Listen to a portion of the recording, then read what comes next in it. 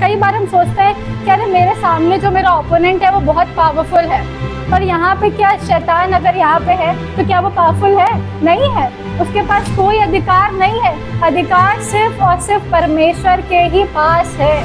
आपको याद रखना है कि मैं परमेश्वर को बिलोंग करता हूँ या करती हूँ, क्योंकि जब आप अपने मन में याद रखेंगे कि नहीं मैं कौन हूँ, मेरी पहचान क्या है, तो चाहे परेशानियाँ गोलियत जैसी ही क्यों ना हो, आप उनको हराएंगे। इस प्रकार दाऊद ने हराया। दाऊद के पास कोई सुपर नेचुरल पावर नहीं थी, परंतु उसके पास कौन था? उसके पास परमेश्वर था। वही परमेश्वर आपके पास और वही परमेश्वर मेरे पास भी है। कई बार हमारे जीवन में हम महसूस करते हैं कि हम बहुत फ्री हैं, हम बहुत आज़ाद हैं, हम कुछ भी कर सकते हैं, हमारे पास बहुत फ्री चॉइसेस हैं, हमारे पास हम कुछ भी करने के लिए अपने आप को बहुत फ्री महसूस करते हैं। लेकिन कई बार क्या होता है, हम अंदर से अपने आप को बहुत बंधा हुआ महसूस करते हैं। हम सोचते हैं कि अरे ये काम तो मुझे कोई नहीं देख रहा, कर लेता हूँ। अरे छोटी सी झूठ बोल लेता हूँ, अभी तो कोई नहीं देख रहा। अरे आज संडे नहीं जाता हूँ, क्या हो जाएगा? अरे आज बाइबल नहीं पढ़ता हूँ, क्या कुछ हो थोड़ी ना जाएगा। अरे एक संडे मिस कर दूंगा, कुछ नहीं होगा। एक मीटिंग मिस कर दूंगा, कुछ नहीं होगा। परंतु जब आप एक संडे को, एक प्रार्थना को, एक वचन को मिस करते हैं, मतलब आप अपने जीवन में एक चीज का लॉस कर रहे हैं। आप एक चीज को छोड़ रहे हैं जो परमेश्वर ने आपके लिए रखी है। शायद आज जो लोग नहीं आए हैं वो परमेश्वर जानते हैं, परंतु आप आज आए हैं, मतलब ये वचन आज आपके लिए स्पेशली बनाया गया है, स्पेशली रखा गया है कि आप इस वचन को सुने, और सिर्फ सुने नहीं परंतु इस वचन को अपने जीवन में काम भी करें, अपने जीवन में इस्तेमाल भी करें। क्योंकि कई बार होता है हम डिलीवरेंस पा लेते हैं, हम छुटकारा भी पा लेते हैं, हम फ्री हो जाते हैं, पर फिर भी हमारे जीवन में परेशानियां बार बार आती रहती हैं, चिंताएं बार बार आती रहती हैं, आप पाप में बार बार गिरते जाते हैं। हाँ, आपने एक बार छुटकारा पा लिया है, आप एक बार आज़ाद हो चुके हैं, आपने प्रभु यीशु मसीह को ग्रहण कर लिया है, फिर भी आप क्यों गिर रहे हैं? फिर भी आप परेशानियों में क्यों फंस रहे हैं? ये आज का वचन है कि अगर आज आपके साथ भी ऐसा हो रहा है कि आप कंटिन्यू अपने आप को बहुत डरा हुआ महसूस करते हैं, आप बहुत अकेला महसूस करते हैं, तो ये वचन आज आपके लिए है। क्योंकि आज आप इस भवन में चाहे कुछ भी चिंताएं लेके आए हो, चाहे बहुत बड़ा सा पहाड़ लेके आए हो, बीमारी का, चिंता का, स्ट्रेस का, परंतु आज जब आप इस भवन से बाहर निकलेंगे तो वो सब कुछ यहीं छूट जाएगा और परमेश्वर आपको फ्री कर देगा। क्योंकि आप जहाँ पे हैं वहाँ पे परमेश्वर का आत्मा है, वहाँ पे परमेश्वर का प्रेजेंस है और आप उससे फ्री होने जा रहे हैं। 2 कुरिन्थियों 3 और उसके 17 कोई पढ़ दे। 2 कुरिन्थियों 3 और उसका 17। यहाँ पे वचन कहता है, प्रभु तो आत्मा है और जहाँ कहीं प्रभु का आत्मा है वहाँ क्या है? वहाँ स्वतंत्रता है। आपको ये विश्वास करना है कि परमेश्वर का आत्मा यहाँ पे प्रेजेंस है, परमेश्वर की प्रेजेंस यहाँ पे है, और जहाँ कहीं परमेश्वर का प्रेजेंस है, जहाँ कहीं परमेश्वर का आत्मा है, वहाँ क्या है? वहाँ पे स्वतंत्रता है। हो सकता है आज आपके जीवन में बहुत सी चिंताओं का बोझ हो, आपके जीवन में एक ऐसा पाप हो जो आप किसी दूसरे से शेयर नहीं कर पा रहे हो सकता है आपके जीवन में ऐसा कोई गिल्ट हो जो आप किसी दूसरे से नहीं बता पा रहे हो और आप उसको अपने हृदय में लेके चल रहे हैं, परंतु परमेश्वर का वचन कहता है कि जहाँ कहीं परमेश्वर का आत्मा है वहाँ क्या है? वहाँ स्वतंत्रता है। आपको ये विश्वास करना है। कई बार हम वचन से पढ़ देते हैं कि हाँ जहाँ कहीं प्रभु का आत्मा है वहाँ स्वतंत्रता है। नहीं, आप जब तक इसकी सच्चाई को स्वीकार नहीं करेंगे तब तक आप परेशानियों में फंसते जाएंगे। एक और संडे आएगा, दूसरा संडे आएगा, तीसरा संडे आएगा, आपकी लाइफ चलती जाएगी। आप परेशानियों में दबे रहेंगे, आप चिंताओं में दबे रहेंगे, परंतु आप फ्री नहीं हो पाएंगे। आज जरूरत है कि आप विक्ट्री के जीवन को जीने वाले बने, आप जय के जीवन को जीने वाले चले। क्योंकि जब परमेश्वर ने आदम और हवा को बनाया तब उनके पास परमेश्वर की उपस्थिति थी, उनके पास पाप नहीं था, उनके पास शर्म नहीं थी, उनके पास बीमारियां नहीं थी, उनके पास मृत्यु, उनके पास कुछ भी ऐसा नहीं था। परंतु ये सब कुछ आया कैसे? जब पाप उनके जीवन में आया और वो उस पाप के क्या हो गए? गुलाम हो गए। वचन कहता है यूहन्ना 8 और उसके 34 में कि जो कोई पाप करता है वह पाप का दास है। कई बार हम अपने आप को बहुत फ्री महसूस करेंगे कि यहाँ मुझे कोई नहीं देख रहा है, मैं कुछ भी सोच सकता हूँ, मैं कुछ भी कर सकती हूँ, मैं अपने मोबाइल फ़ोन में कुछ भी देख सकती हूँ, मैं किसी को कुछ भी बोल सकती हूँ, मैं कोई भी गलत काम को कर सकती हूँ। यहाँ तो मेरे पेरेंट्स मुझे नहीं देख रहे, यहाँ तो मेरे एल्डर्स मुझे नहीं देख रहे हैं, परंतु वहाँ पे आपको परमेश्वर देख रहा है।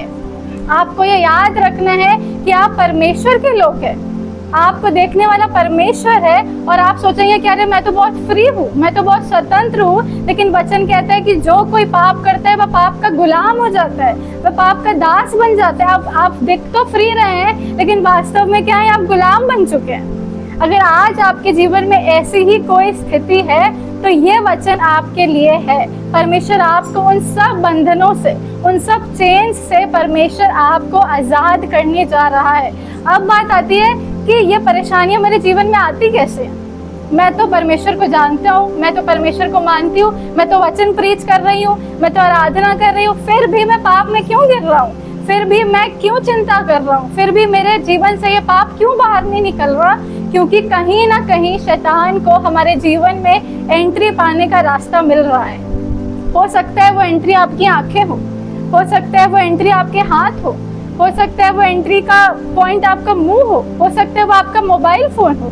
आपको देखने की ज़रूरत है, आपको जांचने की ज़रूरत है कि कहाँ से शैतान मेरे जीवन में एंटर कर रहा है, कहाँ से शैतान मेरे लाइफ को डिस्ट्रॉय कर रहा है, कहाँ से वो मुझे रोक रहा है कि मैं परमेश्वर के वचन को ना सुन सकूं, मैं परमेश्वर की विक्ट्री में वॉक ना कर सकूं, मैं वही दबी कुचली स्थिति में, बीमारी में, चिंता में, स्ट्रेस में, जैसे बाकी संसार जी रहा है, मैं भी उसी तरह जीते रहूं, परंतु मैं विक्ट्री में ना चलूं, मैं हरी चढ़ाइयों में ना चलूं, पर मैं चिंता में चलता रहूं और इसी को मैं अपनी स्थिति मान लूं कि अरे अब यही मेरी लाइफ है, अब कुछ नहीं होना, अब एक बार मेरी लाइफ ऐसी हो गई है, अब मेरा कुछ नहीं होना।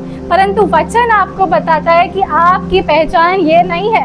आपकी और मेरी पहचान परमेश्वर ने अलग कर दी है। परमेश्वर ने आपको और मुझे इसलिए नहीं बचाया कि वो हमें ऐसे ही छोड़ दे कि हम परेशान हो जाएं।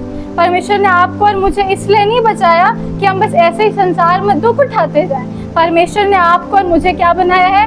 वारिस बनाया है। परमेश्वर ने आपको और मुझे अपने पुत्र पुत्री होने का अधिकार दिया है, परंतु हम अपनी पहचान को भूल जाते हैं। पहला पत्रस 2 और उसका 9 कोई पढ़ दीजिए। पहला पत्रस 2 और उसका 9 वचन कहता है कि तुम एक चुना हुआ वंश हो, राजपद अधिकारी, याजकों का समाज हो, पवित्र लोग हो और परमेश्वर की निज प्रजा हो। जब कभी भी आपको अपने ऊपर डाउट है कि मैं कौन हूँ, मैं तो बहुत, मेरे जीवन में तो मैंने सिर्फ गलतियाँ करी है, मेरे जीवन में तो मैंने सिर्फ पाप किया है, मेरे जीवन में तो सिर्फ असफलताएं हैं, मेरे जीवन में तो सिर्फ फेलियर्स हैं, मेरे जीवन में तो वो पाप है जो मैं किसी से बता भी नहीं सकता, मेरे जीवन में तो वो चीज़ें हैं जो मैं किसी से शेयर नहीं कर सकता। परंतु परमेश्वर का वचन कहते हैं कि आप कौन हैं, आप और मैं कौन है। अब आप सोचिए, अगर आपको कोई हाई प्रोफाइल का व्यक्ति आपको बोले कि आपको मेरे घर डिनर पे आना है और आप पूरी तैयारी कर रहे हैं, आप क्या करेंगे? अपने बेस्ट सूट को निकालेंगे, ठीक है, अपने बेस्ट, जो मेंस लोग हैं वो अपने शर्ट को निकालेंगे, अच्छी जो सबसे बेस्ट सूट होगा उसको निकालेंगे। वुमेन्स क्या करेंगी? अपने बेस्ट बैग को निकालेंगी, चप्पल को निकालेंगी कि वो सबसे बेस्ट दिखे। जब आज मैं यहाँ पे आ रही थी, मैं सोची नहीं, मुझे तो सबसे बेस्ट दिखना है, यही हमारी मेंटालिटी होती है। पर क्या जब हम परमेश्वर के भवन में आ रहे हैं, क्या जब हम परमेश्वर के सामने आ रहे हैं, अपना बेस्ट लेके आ रहे हैं? क्या अपनी बेस्ट ऑफरिंग को या अपनी बची कुछ ऑफरिंग को ला रहे हैं? क्या अपने बेस्ट हृदय को ला रहे हैं या अपने सिर्फ टूटे हुए हृदय को ला रहे हैं? क्या हम आनंद से आ रहे हैं या हम वही पुराना टेंशन्स लेके आ रहे हैं? या हम आनंदित होकर परमेश्वर के भवन में आ रहे हैं? क्योंकि परमेश्वर कहता है कि तुम मेरी निज प्रजा हो। इससे अच्छा प्रिविलेज और नहीं हो सकता कि परमेश्वर आपको कह रहा है कि तुम मेरा चुना हुआ वंश हो। जब कभी भी आपको अपने ऊपर डाउट है कि मैं कौन हूँ, मैं तो, लोग मुझे बहुत ताने देते हैं, लोग मुझे बहुत ऐसे बोलते हैं तुम तो बेवकूफ़ हो, तुम्हें कुछ नहीं आता, परंतु आपको याद रखना है कि आप कौन हैं। मसीह में आपकी पहचान क्या है, तो पहला पतरस 2 और उसके 9 को आपको याद रखना है कि मैं परमेश्वर की निज प्रजा हूँ। अपने मुंह से बोलिए, मैं परमेश्वर की निज प्रजा हूँ। क्योंकि कई बार हम अभी भी यही होगा, हम सुनेंगे, पढ़ेंगे, हम सब जानते हैं, परंतु हम फिर भूल जाएंगे। यहाँ से बाहर निकलेंगे, हम फिर सोचेंगे, अरे मैं तो वही जैना हूँ जिसका कुछ नहीं हो रहा, अरे मैं तो यही हनी हूँ जिसका कुछ नहीं हो रहा, अरे मैं तो यही, और मुझे नाम नहीं पता, और तो मैं यही वंदना आंटी हूँ जिसका कुछ नहीं हो रहा। परंतु जब कभी भी शैतान आपके मन में डाउट डाले, आपको उसके मुंह पे यह वचन कोट करना है कि मैं कौन हूँ, मैं परमेश्वर की प्रजा हूँ, मैं चुना हुआ वंश हूँ, मैं राजपद अधिकारी याजकों का समाज हूँ, मैं पवित्र हूँ। दुनिया आपको बोलेगी, अरे पापी पापी कहाँ जा रहा है, अब बस हो गया तेरा, चर्च जा रहा है। पर आपको क्या बोलना है, मैं पवित्र हूँ, मैं याजकों का समाज हूँ, मैं परमेश्वर के निज प्रजा हूँ। आपको ये वचन से पढ़ने के लिए नहीं दिए, आपको इस सच्चाई को स्वीकार करना पड़ेगा। जब तक आप अपने आप को समझेंगे, अरे नहीं मैं तो पापी हूँ, मेरा कुछ नहीं हो रहा, मैं बहुत गंदा दिखता हूँ, मेरे पास कुछ नहीं है, तब तक आप उसी स्थिति में धीमे धीमे बनते जाएंगे। परंतु जब आप ये देखेंगे, नहीं मैं पवित्र हूँ, आपका चाल, आपका बोलना, आपकी प्रार्थना, आपका जीवन, सब कुछ ट्रांसफॉर्म होता जाएगा। आप चलेंगे तो आप सोचेंगे, नहीं परमेश्वर के एंजल्स मुझे घेर के रखे हैं। आप बोलेंगे तो आप सोचेंगे, नहीं परमेश्वर मेरे अंदर से बोल रहा है। आपको याद रखना है कि आपकी पहचान मसीह में क्या है। अब बात आती है, पहचान भी गए कि हम कौन हैं, फिर भी परेशानियां आ रही हैं, फिर भी चिंताएं आ रही हैं। ये क्यों होता है? फिर भी हम उसी पाप में क्यों गिर जाते हैं? फिर भी आज जब हम यहाँ से बाहर निकलेंगे, शायद 80% लोग फिर से भूल जाए, अरे अभी तो ये चिंता है, मैं सोचूंगी अरे मेरे तो एग्जाम्स नहीं हो रहे हैं, मेरे पास जॉब नहीं है, फिर से वही चिंता। नहीं, आपको याद रखना है कि मेरी पहचान परमेश्वर ने मुझे क्या दिया है। उसने मुझे छोड़ नहीं दिया, सिर्फ उसने मुझे जीने के लिए संसार में नहीं छोड़ा कि मैं सिर्फ जीऊँ, कमाऊँ, बच्चे, शादी और खत्म। नहीं, परमेश्वर ने आपको और मुझे, क्योंकि हम मसीह के लोग हैं, आज हम परमेश्वर के भवन में हैं, मतलब हम अलग ऑलरेडी किए जा चुके हैं। आपको अलग होने की जरूरत नहीं है, आप ऑलरेडी चूजन हैं, आपको ऑलरेडी परमेश्वर ने अलग कर दिया है। पर आपको अपनी पहचान को खुद स्वीकार करना पड़ेगा। जब तक हनी बोलता रहे, नहीं मैं हनी नहीं हूँ, मैं हनी नहीं हूँ, कुछ नहीं होगा। परंतु जब वो बोलेगा नहीं मैं जैना हूँ, तो मैं अपनी पहचान को क्या करूँगी, मैं एक्सेप्ट करूँगी। आपको अपनी पहचान को एक्सेप्ट करना है कि नहीं मैं परमेश्वर की निज प्रजा हूँ। जिस दिन से मैं पैदा हुई हूँ शैतान रो रहा है। जिस दिन से मैं पैदा हुई हूँ शैतान क्या कर रहा है, रो रहा है। उसका कोई अधिकार मेरे जीवन में नहीं है, क्योंकि वो ऑलरेडी कुचला जा चुका है। तो वो आपका क्या करेगा? वो ऑलरेडी, उसके पास कोई अथॉरिटी नहीं है, वो क्या करेगा? पर आपको ये याद रखना है कि आप परमेश्वर की प्रजा है। रोमियो 8 और उसका 17 कोई पढ़ दीजिए। वचन कहता है, और यदि संतान है तो क्या है, वारिस भी हैं, वारिस भी हैं। आपको अपनी पहचान को याद रखना है कि परमेश्वर ने आपको सिर्फ जीने के लिए नहीं छोड़ा है, परमेश्वर ने आपको सिर्फ जीने के लिए नहीं बचाया है, परमेश्वर ने आपको उस क्रूस की मृत्यु को आपके रोने के लिए नहीं सहा। आप उसके, अगर आप ऐसा कर रहे हैं तो आप उसके बलिदान को व्यर्थ कर रहे हैं। आपको अपनी कमी में भी, आपको अपनी घटी में भी, आपके सामने चाहे पहाड़ जैसी मुसीबतें क्यों ना आ जाएं, उस समय भी आपको परमेश्वर का धन्यवाद करते जाना है। लोग आपको पागल बोलेंगे ही बोलेंगे, दुनिया आपको पागल बोलेगी ही बोलेगी कि अरे तू क्या कर रहा है, तेरा तू हॉस्पिटल में एडमिट है तो और तू धन्यवाद दे रहा है, तेरा कुछ नहीं हो रहा है तो धन्यवाद दे रहा है। जब लोग आपको ये बोलने लग जाएं तो समझ जाइए आप परमेश्वर की लिस्ट में नंबर 1 पे आते जा रहे हैं। और ये भी याद रखना, जब आप परमेश्वर की लिस्ट में आगे बढ़ेंगे ना, तो शैतान भी आपको देख रहा है, उसको आपको अपने जीवन में एंट्री नहीं देना है।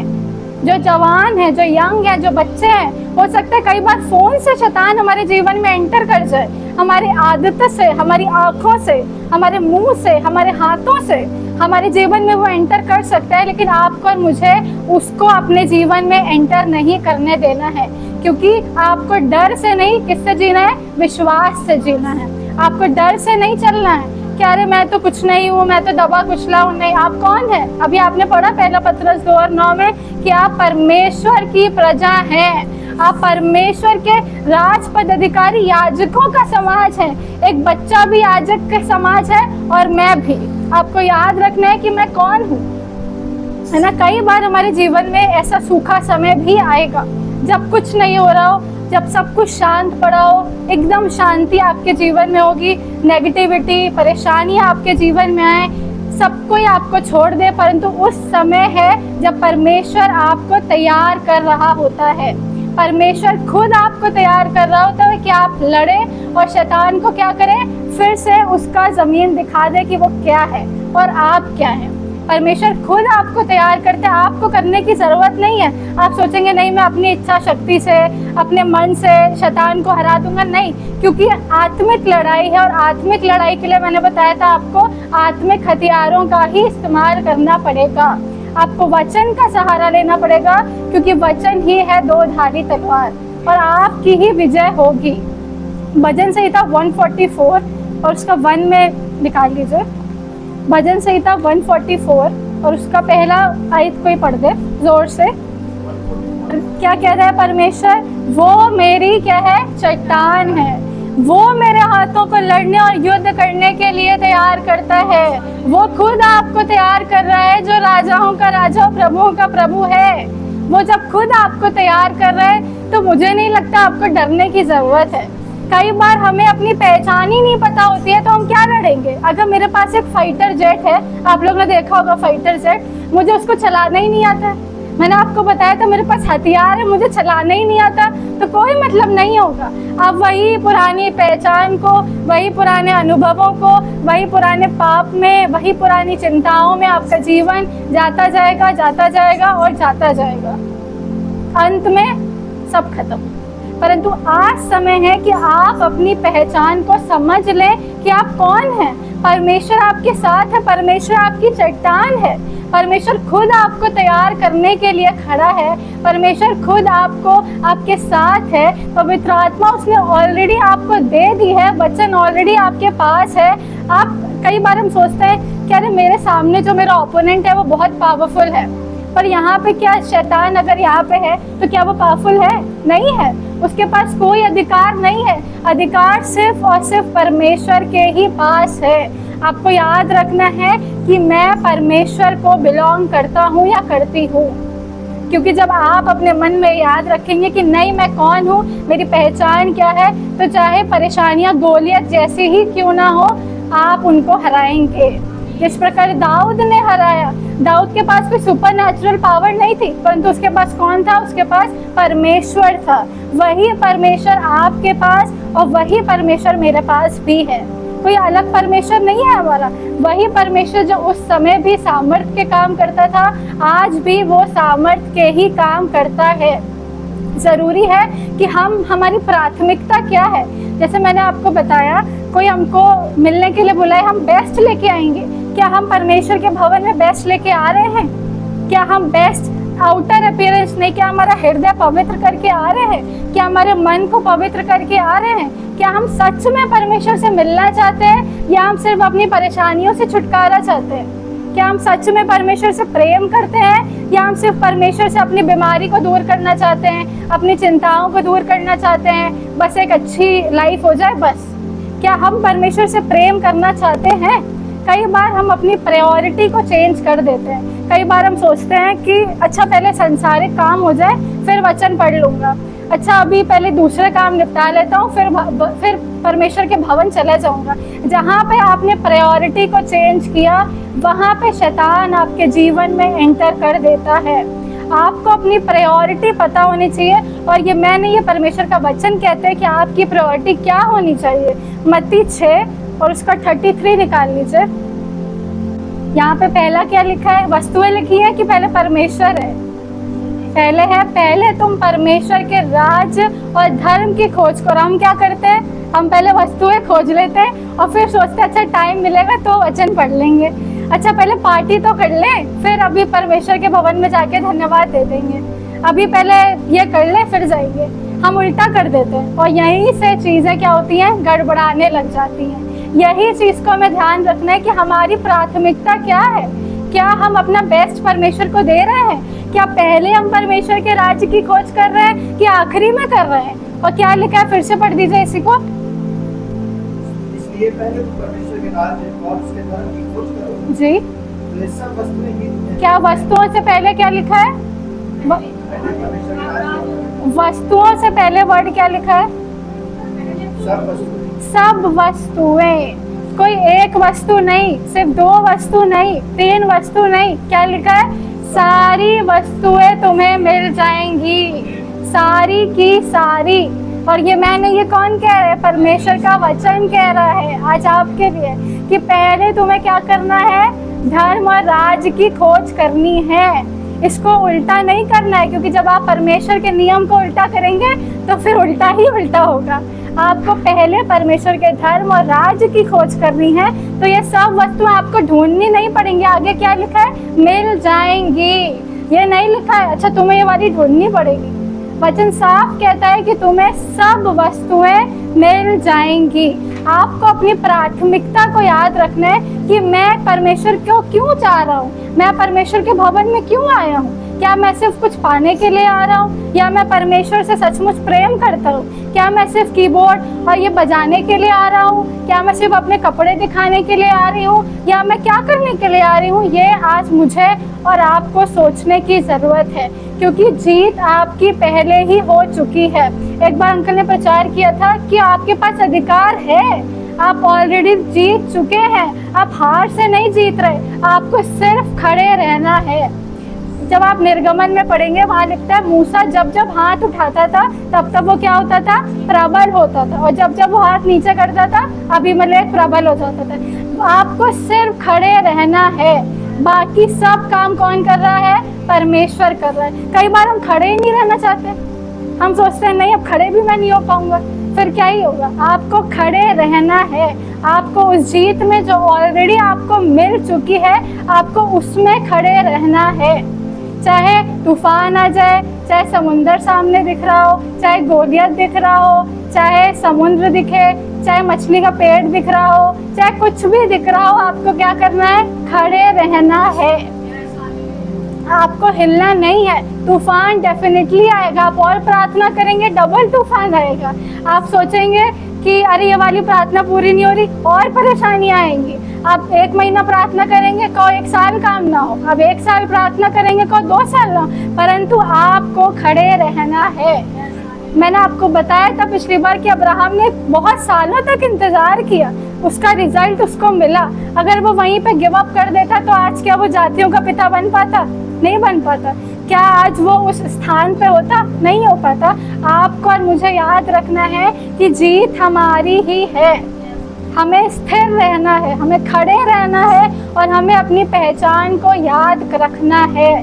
हमें अपने आप को पापी मनुष्य, एकदम दबा कुचला मनुष्य, अपने आप को एकदम बेसहारा, अपनी भावनाओं के आधार पे, अपनी असफलताओं के आधार पे अपने आप को नहीं देखना है। आपको कैसे देखना है? पहला पत्रस 2:9 के अकॉर्डिंग आप उसके वंश हैं, आप उसकी प्रजा हैं, आप उसके लोग हैं जो अंधकार में से ऑलरेडी ज्योति में बुला लिए गए हैं। आप ऑलरेडी आज़ाद किए जा चुके हैं। कुछ भी ऐसा बंधन नहीं है जो आपके जीवन में बचा। आपको सिर्फ स्थिर रहना है, आपको स्थिर रहना है।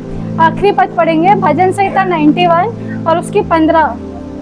भजन संहिता 91 और उसकी 15 कोई पढ़ दीजिए। क्या लिखा है? जब वह मुझको पुकारे तब मैं उसकी कितने देर बाद? आधे घंटे बाद सुनूंगा, 2 साल बाद सुनूंगा, कितनी देर बाद? क्या लिखा है? तब मैं उसकी सुनूंगा। जब आप उसको पुकारेंगे तब वो आपकी सुनेगा। आपको ये विश्वास करना है। भजन संहिता 91 और 15 में लिखा है कोई डिले नहीं होगा, कोई रुकावट नहीं आएगी। जब जब आप उसको पुकारेंगे तब तब वो आपकी सुनेगा। और किसकी महिमा बढ़ाएगा? आपकी और मेरी महिमा बढ़ाएगा। हमें याद रखना है कि अगर हम गिर चुके हैं, अगर आज हम किसी भी पाप में है, डर में है, चिंता में है, आपको फिर से उठ के खड़े रहना है। आपको गिरना नहीं है। आपको अपनी पहचान को भूलना नहीं है कि मेरी पहचान मसीह में क्या है, मैं कौन हूँ। आपको याद रखना है कि मैं मसीह में क्या हूँ। मैं परमेश्वर की प्रजा हूँ, परमेश्वर का वंश हूँ, मैं परमेश्वर का वारिस हूँ और परमेश्वर मेरी चट्टान है। परमेश्वर खुद मुझे तैयार करने के लिए रेडी बैठा है, मुझे सिर्फ क्या करना है, खड़े रहना है। मुझे अपने आप को तैयार करना है, मुझे परमेश्वर की को उसके धर्म और उसके राज को खोज करना है, तो ये सब वस्तुएं आपको क्या होंगी, मिल जाएंगी। अब आप अपने मन में अपनी आंखों को बंद कर लीजिए, अपनी आंखों को बंद कीजिए और आप उन डर के बारे में सोचिए, उन पाप के बारे में सोचिए, उस चिंता के बारे में सोचिए जो अभी भी आपके जीवन में है। उन डर के बारे में, उस शायद आपको किसी चीज़ से डर लगता हो, आपको किसी का भय हो, आपके जीवन में कोई पाप हो, सब अपनी आंखें बंद कर लीजिए, क्योंकि सब अपने जीवन को जानने वाले लोग हैं। कोई भी चिंता आपके जीवन में है, उस चिंता को याद करिए और मेरे पीछे पीछे बोलिए, 2 कुरिन्थियों, मेरे पीछे पीछे बोलिए, 2 कुरिन्थियों 3 और उसके 17 में लिखा है कि जहाँ कहीं प्रभु का आत्मा है वहाँ स्वतंत्रता है। मेरे जीवन में कोई भी डर है, चिंता है, अतीत का पाप है, यीशु मसीह के नाम से आज इसी वक्त वो बंधन टूट रहा है।